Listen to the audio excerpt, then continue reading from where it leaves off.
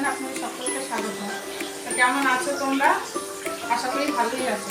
আমি অনেকদিন পর আজকে একটা রেসিপি নিয়ে তোমাদের কাছে হাজির হলাম। চলো রেসিপিটা দেখাচ্ছি।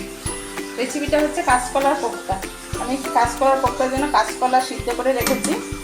এটার জন্য লাগবে হচ্ছে বেসন, কাঁচা লঙ্কা বাটা, আদা বাটা, লঙ্কার গুঁড়ো, ভাজা জিরে ধনে গুঁড়ো, নুন, গোটা জিরে, হলুদ, কাঁচা জিরা ধনে, চিনি, গরম মশলা। এটার জন্য আমার একটু আলু লাগবে, সিদ্ধ করা আলু। তো আলুটা আমি প্রেসার কুকারে ধুয়ে রেখেছি সিদ্ধ করার জন্য। এখানে অনেকটা আলু আমি দিয়েছি, তার কারণ আমার একটা চপের দোকান আছে। চপের জন্য আমি একবার আলুটা সিদ্ধ করে নেব। আর আলুটা সিদ্ধ করার সময় বন্ধুরা ওপরে একটু নুন দিয়ে দেবেন, তাহলে আলুটা ছাড়ানোর সময় সিদ্ধ আলুটা খুব সহজে খোসাটা ছেড়ে যায়। আলুটা সিদ্ধ হতে হতে ততক্ষণ আমি এগুলো একটু রেডি করে নিই। সেগুলো কলার থেকে ছাড়িয়ে নিচ্ছি। এই কাঁচকলার খোসা বাটাও খাওয়া যায়। এবার আমি এটাকে চটকিয়ে নেব, ততক্ষণে আলুটা হতে থাক। এবার আমি এতে একটা একটা মশলা দেবো।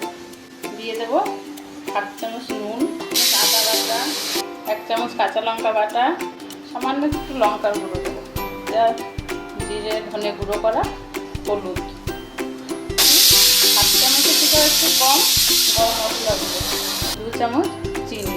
তার কারণ এটা একটু মিষ্টি মিষ্টি হবে। বেসন আপনারা চাইলে মটর ডাল ভিজিয়ে পেস্ট করেও দিতে পারেন বেসনের জায়গায়, আমি বেসন দিচ্ছি। এবার আমি সিদ্ধ করা আলু দুটো নিয়েছি, আগে বড়টা দিয়ে দেখবো কতটা লাগে।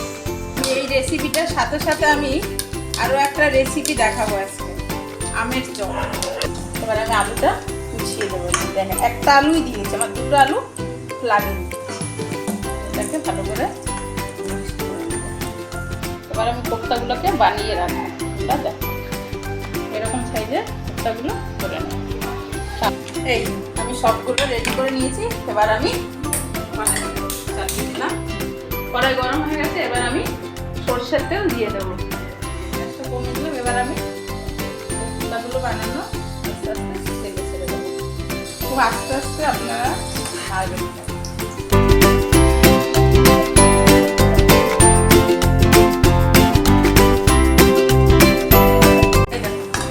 ভাজা হয়ে গেছে এইরকম লাল লাল করে। তো আমার সব কোপ্তাগুলো ভাজা হয়ে গেছে। এবার আমি এটাকে মশলা দিয়ে রেডি করব। তেজপাতা, শুকনো লঙ্কা, এটা হতে হতে ততক্ষণ আমি টমেটোটা কেটে দিচ্ছি। ওটা সাদা দিব।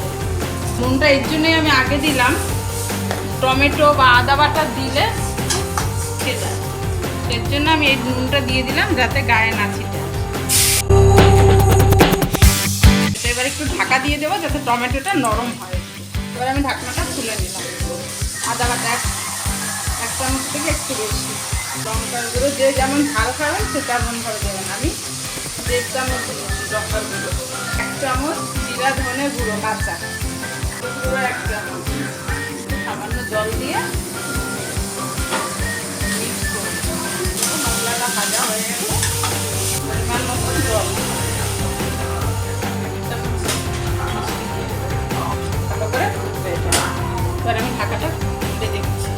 তো বন্ধুরা এই রান্নাটার সাথে সাথে আমি বলেছিলাম আজকে আমি আরেকটা রেসিপি দেখাবো, আমের চপ। তো চলো আমি ওটা রেডি করছি। ওটার জন্য লাগছে সিদ্ধ আলু, কাঁচা আম, ভাজা মশলা, গোটা ধনে জিরে লঙ্কা শুকনো খোলায় ভেজে নিয়ে গুঁড়ো করা। এবার ঝোলটা ভালো ফুটে গেছে। অল্প করে ঘি যেটুকু ছিল পুরো ঢেলে দিয়েছিলাম, 1 চামচ গরম মশলা। এবারে ভেজে থাকা কোপ্তাগুলো দিয়ে দিলাম, দিয়ে একটু সামান্য ঢেকে যাতে গলে না যায়। এবার আমি আমের চপের জন্য আমটাকে খোসা ছাড়িয়ে নিচ্ছি। আমটা পুরো সুন্দর নরম হয়েছে। এবার আমি এটাকে নামিয়ে নেব। আমার মোচার কোপ্তাটা পুরো রেডি। এবার আমি এটাকে ঢেলে নেব। এই যে ঝোলটা রেখেছি এটা পুরো টেনে যাবে, এই জন্য আমটা এবার কষে নেব। আমার চপের জন্য পুরো রেডি। এই চপটা আজকে আমি সরষের তেলে করব। কড়াইটা গরম হয়ে গেছে, তেলটা দিয়ে দেবো। আমি আমটা দিয়ে দেবো।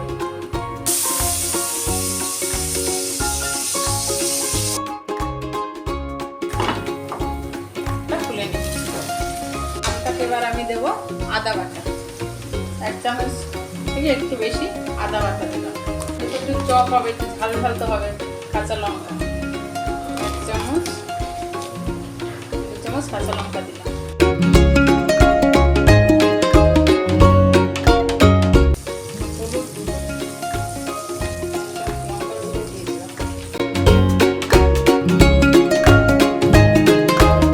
সিদ্ধ করে রাখা আলুটা দিয়ে দেবো।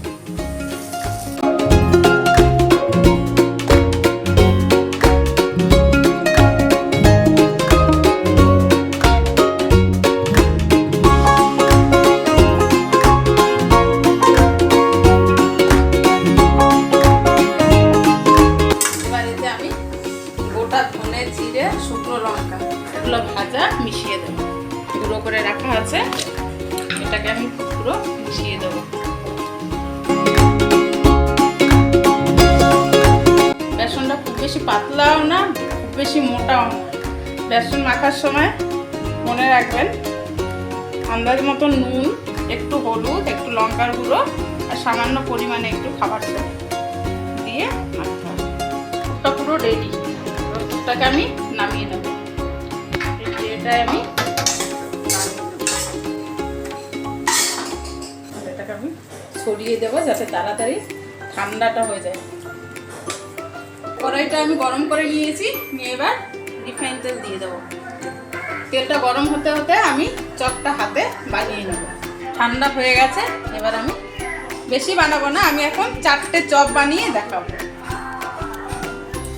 চপটা একটা প্লাস্টিকে করে নিয়ে কৌটা করে নিলে খুব ভালো হয়।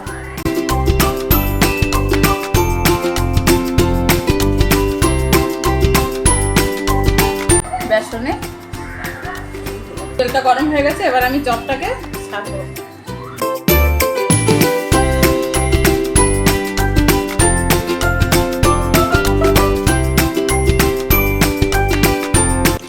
চপটা আমার পুরো রেডি, এবার আমি তুলে নিচ্ছি।